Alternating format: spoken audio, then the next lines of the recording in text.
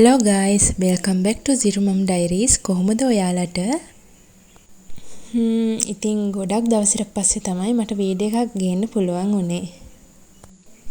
අද ඉතින් මං රිලැක්ස් එකේ කාලය ගත කරපු දවසක්. ඉතින් මේ වීඩියෝ එක පටන් ගන්නේ හවස් වරුවක ඉඳලා. ඉතින් අද උදේ ගෙදර පොඩ්ඩක් ඩීප් ක්ලීන් කරගත්තා. මකුණු දෙල කඩලා, දෝවිලි පිහ දාලා, අස් කරලා, අතු ගාලා හැම දෙයක්ම කරගත්තා. උදේ හොඳ අවුවක් තිබ්බ නිසා රෙදි ටිකත් වේලලා ගන්න පුළුවන් වුණා. තේ එකකුත් බීලා මිදුලත් හැඩි වෙලා තිබ්බ නිසා අතු ගාලා මම්මගේ හවස් වරුව නිදහසේ ගත කළා. තාත්තා අම්මිගේ ෂොප් එකට යනකොට බබාවත් එක්කන් ගියා. අද දවසේම ගේ ඇතුලේ හිටපු නිසා පොඩ්ඩක් සෙල්ලම් කරවන්න ග්‍රවුන්ඩ් එක පැත්තට එක්කන් යන්නම් කියලා.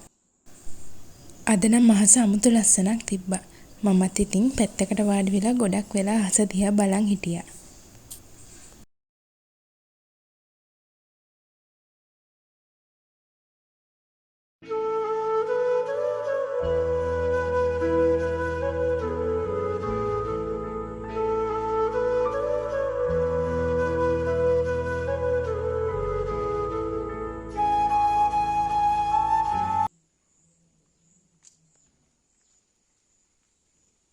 මේ පාරත් අපේ ගහේ හොඳට ආත ගෙඩි ඇවිල්ලා තියෙනවා. හොඳට පැහිලා තියෙන ගෙඩියක් අපිට කලින්ම ලේනු කාලා. හැම පාරම වගේ ගහක ගෙඩියක් ආවම මුලින්ම රහ බලන්නේ අපේ වත්තේ කැරකෙන ලේනු තමයි. දැන් මම මේ හදන්නේ බත් ටිකක් ටෙම්පරාදු කරගන්නයි. පොඩි පොඩියට කපාගත්ත මස් ටිකක් එකතු කරලා ඒක ලාවට බැදුනට පස්සේ ලුණු කරපිංචාත් එකතු කරගෙන හොඳට බැද ගන්නවා. මං ආසයි වැඩිපුර බැදුණු කරපිංචා හැපෙන තරමට. ඊට පස්සේ බිත්තරයක් එහෙම දාගෙන අවශ්‍ය කුළු බඩු එකතු කරගත්තම බත් එක රෙඩි. බබාට රැට කන්න හැදුවේ නූඩල්ස්. එයාටත් කන්න දීලා මමත් ෆිල්ම් එකක් බලන ගමන් කෑවා. මට ඉඳලා හිටලා තමයි ෆිල්ම් බලන්න ආසාවක් එන්නේ. එතකොට ඉතින් කවුරුත් නැතුව තනියෙන් කාමරේ දොරත් වහගෙන නිදහසේ බලනවා.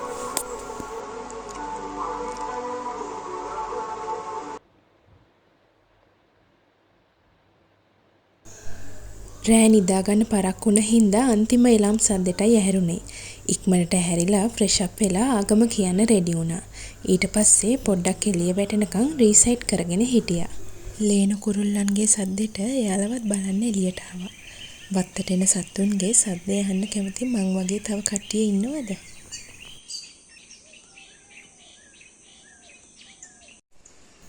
ක්ලයිමට් එකත් හරියට මිනිසුන්ගේ මූඩ් චේන්ජ් වෙනවා වගේ තමයි. ඔන්න ඉතින් ලාවට බොරු ඇස්සකුත් වහින්න පටන් ගත්තා. ඉතින් තේ එකකුත් බීලා උදෙන්ම ඇඳුම් ටිකත් මැෂින් එකට දාගත්තා. රෙදි හොදන වැඩේ උයන වැඩේ උදෙන්ම ඉවර කරගත්තම ලොකු වැඩක් ඉවර කරගත්තා වගේ තමයි. අම්මත් ෂොප් එකට යන්න රෙඩි වෙගෙන හිටියේ. මටත් අද වැඩ වගේකට ටවුන් එක පැත්තට යන්න තියෙනවා. ඉතින් බබත් ඊයේ රෑ නිදාගන්න පරක් වුණ හින්දා තාම නිදි. එයත් ඇහැරෙනකම් මම්මගේ අනිත් වැඩ ටිකත් කරගෙන රෙඩි වෙලා හිටියා. බබා නැගිට්ටට පස්සේ එයාටත් කවලා නාවලා රෙඩි කරගෙන දැන් මේ තාත්තා එක්ක ටවුන් එක පැත්තට යන ගම. ලාෆ් එකට එහෙම ගියාම කෙලින්ම මගේ බබා ඉතින් ස්වීට්ස් තියෙන පැත්තට තමයි දුවලා යන්නේ. ඊට පස්සේ මගේ වැඩත් කරගෙන අම්මිගේ ෂොප් එකට ආවා. හවස් වෙලාම ගෙදර යමු කියලා හිතාගෙන. ෂොප් එකට ආවට එතන ඉන්නම දුන්නේ නෑ බබා. එයාව ග්‍රවුන්ඩ් ගෙනියන්න මාළු බලන්න ගෙනියන්න කියලා. තාත්තා එක්කන් ඇවිල්ලා පුරුදු කරලා හරියට දැන් පාරත් මතකයි එයාට. මේ වගේ ලස්සන ප්ලේස් එකක් අම්මගේ කඩේ පල්ලෙය පාරේ යනකොට තියෙනවා. ඉතින් ඒක ඇතුළට ඇවිදන් යන්න වගේ තමයි හදලා තියෙන්නේ. සමහර වෙලාවලට තාත්තා එක්කන් එනවා මෙයාව මාළු පෙන්නන්න. පාන් එහෙම ගෙනල්ලා දානකොට මාළු රංචු පිටින් එකතු වෙනවා. දැන් ඉතින් ටික ටික ලොකු වෙන නිසා පාරේ යනකොට අතල්ලන්නත් කැමති නැහැ.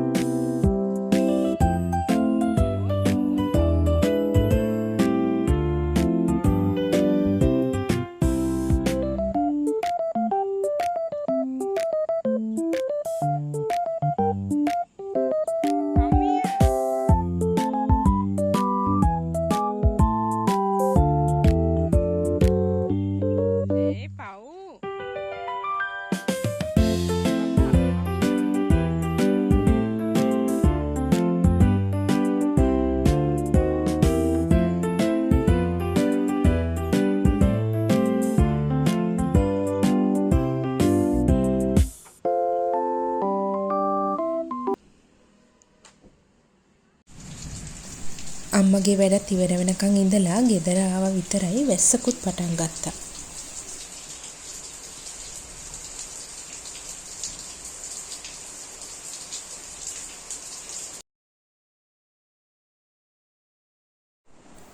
වැස්සත් එක්කම තේ එකකුත් බීලා 5ට විතර මං ආවා රූම් එක අස් කරන්න. වහින වෙලාවට තමයි මට අස් කරන්න එනර්ජි එකක් ආවේ. ඉතින් රූම් එකේ දූවිලි පිහ දාලා මකුණු දැල් කඩලා අලුත් බෙඩ්ෂීට් එකක් දාගත්තා. ගෙදර ආපු ගමන්ම බබාව නිදි කෙරෙව්වා. නැත්තම් 6-7 වෙනකොට නිදාගත්තම මට රැට ඇහැරන් ඉන්න වෙනවා. රූම් එක අස් කරලා කැමති විදියට පැල 2-3කුත් තියාගත්තා.